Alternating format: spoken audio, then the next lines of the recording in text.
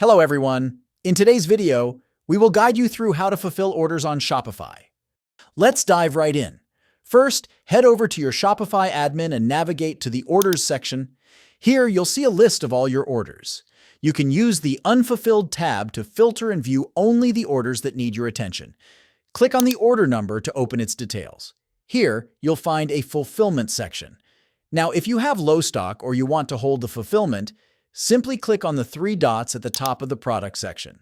Then choose the option, Hold Fulfillment. But if you want to fulfill the order, look for the button that says Mark as Fulfilled or Fulfill Items. Once you click Mark as Fulfilled, you'll be prompted to enter some details. Shipping carrier. Select the carrier you're using like USPS, FedEx, or DHL. Tracking number. Enter the tracking number provided by your shipping carrier. This allows your customer to track their package. There's usually a checkbox to send a notification to the customer. This will automatically send an email to your customer with the shipping confirmation and tracking information. Once you have entered this information, simply click on the Fulfill Item button on the right side. And there you have it. You have successfully fulfilled the order.